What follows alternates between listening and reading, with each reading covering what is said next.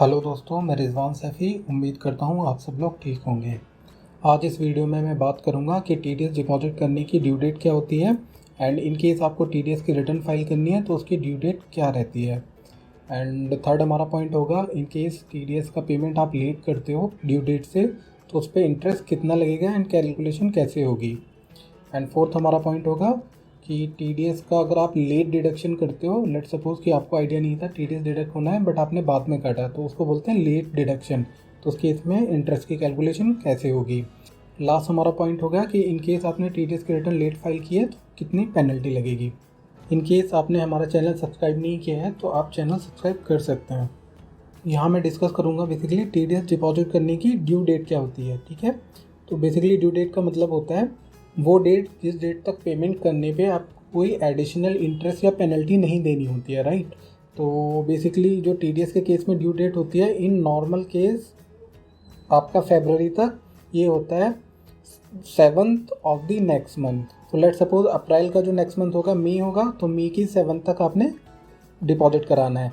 And सितंबर का मैं case लूँ, नेक्स्ट मंथ मतलब अक्टूबर होगा, 7th अक्टूबर तक आपको डिपॉजिट कराना है। ठीक है, एंड ऐसी फरवरी में लूँ तो नेक्स्ट मंथ होगा मार्च, तो आपको 7 मार्च तक डिपॉजिट कराना है। ठीक है, तो कोई सा भी महीना हो up to February by 7th of the next month.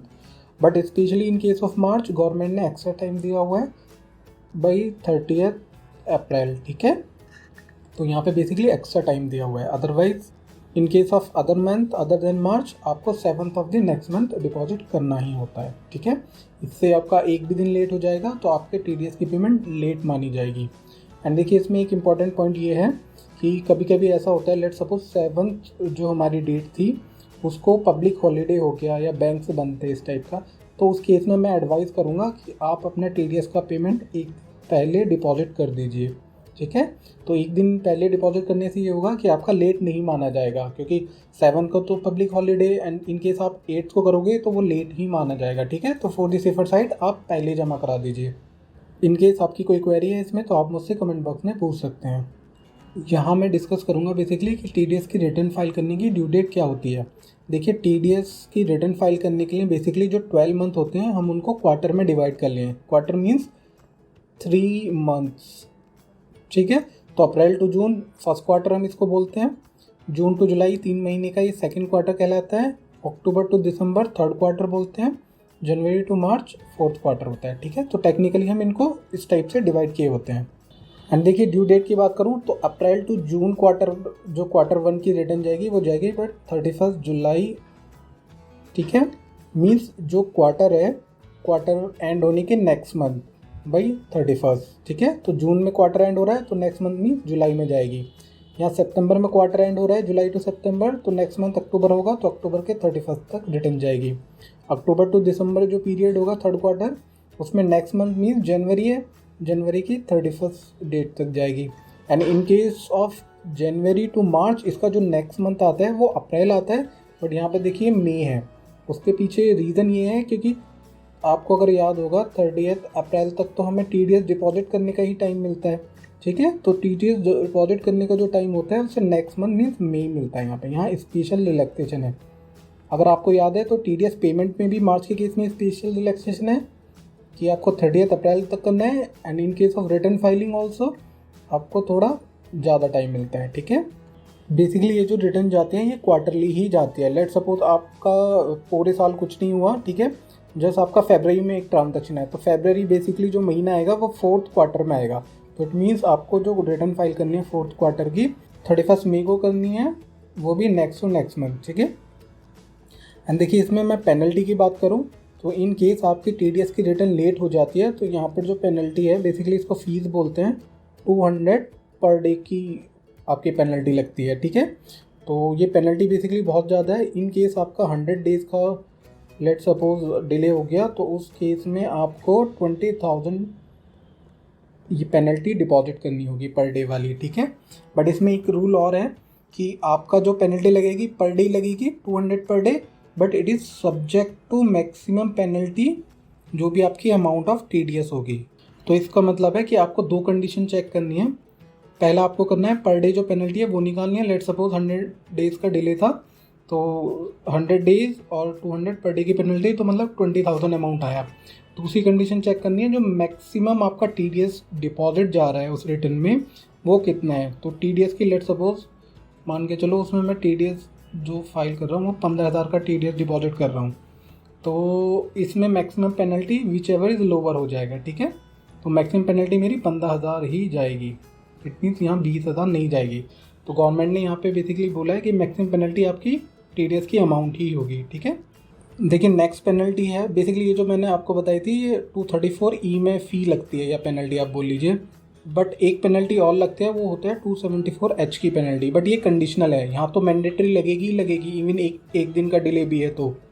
But ये जो पेनल्टी लगती है ये तब लगेगी इन केस आपका जो डिले है, मीन्स आपकी TDS की रिटर्न 1 साल से ज़्यादा का डिले है, तो आपको ये वाली पेनल्टी लगेगी, जिसका अमाउंट है मिनिमम 10,000 एंड मैक्सिमम 1 लाख।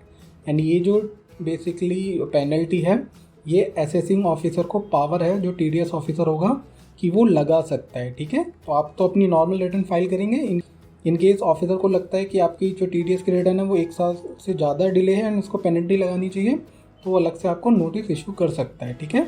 तो बेसिकली 2 टाइप की पेनल्टी, आई होप ये आपको समझ आया होगा। पहली पेनल्टी तो लगनी है, दूसरी पेनल्टी कंडीशनल है कि 1 साल से ज़्यादा का डिले एंड असेसिंग ऑफिसर आपको नोटिस इशू करता है। एंड देखिए थर्ड क्या होता है, कभी कभी ऐसा होता है कि हमने TDS की रिटर्न फाइल करनी है बट किसी क्वार्टर में आपका कोई भी डेटा नहीं है, मीन्स आपकी नील की रिटर्न है, तो बेसिकली नील की रिटर्न का भी हमें डिक्लेरेशन देना होता है, ठीक है। तो आई होप आप विद इन जो ड्यू डेट है उस तक अपनी TDS की रिटर्न फाइल कर लेंगे। इनकेस डिले होगा तो मैंने पेनल्टी आपको बता दिया है, राइट। यहाँ मैं आपको बताऊंगा कि इंटरेस्ट की कैलकुलेशन कैसे करनी है in case of late deposit या पेमेंट और लेट डिडक्शन, ठीक है। तो पहला मैं केस कवर कर रहा हूँ इंटरेस्ट ऑन लेट डिडक्शन, कि आपने जो TDS डिडक्ट किया वो लेट किया, ठीक है। तो अकॉर्डिंग टू लॉ आपको basically 1% interest per month deposit कराना होगा, ठीक है। एंड इसमें पर मंथ का मतलब है पार्ट ऑफ द मंथ, ठीक है। तो अगर मैं पार्ट ऑफ द मंथ को आपको समझाऊँ, पार्ट ऑफ द मंथ का मतलब ये हो गया कि इवन आपका सिंगल डे का भी डिले होगा तो आपको पूरे महीने का इंटरेस्ट लगाना होगा, ठीक है। तो इसका मतलब हो गया पार्ट ऑफ द मंथ भी आपका डिले है तो भी आपको पूरे महीने का लगाना है। मैंने इसको एक एग्जांपल के थ्रू यहाँ समझाया है। लेट सपोज आप सेक्शन 194J में TDS काट रहे थे एंड इनवॉइस की डेट थी 10 अप्रैल एंड जो टैक्सेबल वैल्यू थी 1 लाख थी, जिस पे आपको 194G में 10% TDS काटना था, ठीक है। तो लेट सपोज 10,000 TDS हो गया 10% के हिसाब से, बट आपने उस टाइम पे डिडक्ट नहीं किया 10 अप्रैल को, आपको बाद में याद आया तो आपने 2 जुलाई को TDS डिडक्ट किया। तो इट मीन्स अगर मैं डिले पीरियड काउंट करूं तो बेसिकली जिस महीने में आपको काटना चाहिए था उस मंथ को भी हम इंक्लूड करते हैं। तो इट मीन्स अप्रैल हो गया, मई, जून एंड जुलाई, 4 महीने का डिले हो गया, ठीक है। देखिए आप बोलेंगे कि जुलाई में तो सिर्फ 2 ही दिन लेट हुआ है, तो लॉ में लिखा हुआ है पार्ट ऑफ द मंथ है तो भी हम फुल मंथ कंसीडर करेंगे, ठीक है। तो इट मीन्स 4 मंथ का डिले हो गया एंड इंटरेस्ट की कैलकुलेशन करूंगा तो 10,000 means amount of TDS multiply करेंगे 1% जो कि हमारा इंटरेस्ट का रेट है एंड इंटू 4 मीन्स मंथ हो जाएगा, तो मेरा टोटल आया 400। इट मीन्स इस केस में मुझे 400 लेट डिडक्शन का इंटरेस्ट जमा कराना होगा। नेक्स्ट मैं एग्जांपल लेता हूँ interest on late deposit of TDS, ठीक है। तो इसमें बेसिकली गवर्नमेंट ने जो रेट ऑफ इंटरेस्ट है वो ज़्यादा रखा है, इसमें 1.5% है, ठीक है। तो ये भी अगेन पर मंथ लगेगा and part of the month को भी फुल मंथ कंसीडर किया जाएगा, ठीक है। एंड इसमें मैं एग्जांपल लूँ, लेट सपोज TDS जो डिडक्ट हुआ मेरा एक्चुअल 20 अप्रैल को हुआ, ठीक है। एंड जो वैल्यू थी जिस पे TDS डिडक्ट होना था वो 1 लाख थी एंड 194G में अगर मैं 10% करूँगा तो 10,000 मुझे TDS डिडक्ट करना था। बट TDS एक्चुअल में डिपॉजिट कराया मैंने 1 सितंबर को। देखिए अगर आप चार्ट देखेंगे जो मैंने आपको स्टार्टिंग में बताया था TDS पेमेंट की ड्यू डेट क्या होती है, अगर कोई TDS अप्रैल में डिडक्ट हुआ है तो उसको by 7th of the next month means 7 मई तक डिपॉजिट होना था। इनकेस इससे लेट हो गया तो वो लेट मान जाएगा, तो इट मीन्स कि लेट का केस है।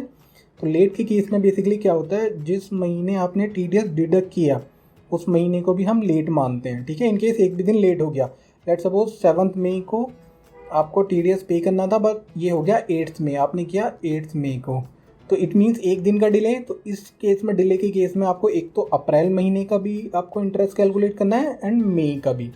इस केस में अगर मैं डिले पीरियड की बात करूं तो देखिए, अप्रैल एक महीना हो गया डिले का, मई, जून, जुलाई, अगस्त, सितंबर को भी हम लेंगे क्योंकि even part of the month, full month consider किया जाएगा इंटरेस्ट कैलकुलेशन के लिए। तो इट मीन्स 6 मंथ का डिले हो गया।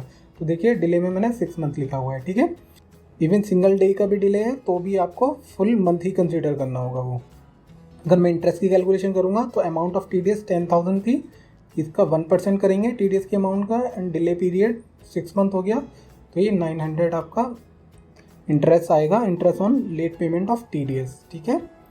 देखिए मैं अगर आपको एक एग्जांपल दूं कि एक केस ऐसा था जिसमें आपने लेट डिडक्ट भी किया एंड लेट पेमेंट भी किया। सो लेट सपोज किसी के बिल की जो डेट थी वो थी 4 अप्रैल 2021, ठीक है। तो according to law date of payment और credit whichever is earlier TDS deduct करना होता है। एंड इन्होंने जो TDS डिडक्ट किया अप्रैल की जगह इन्होंने किया लेट सपोज जुलाई में, ठीक है।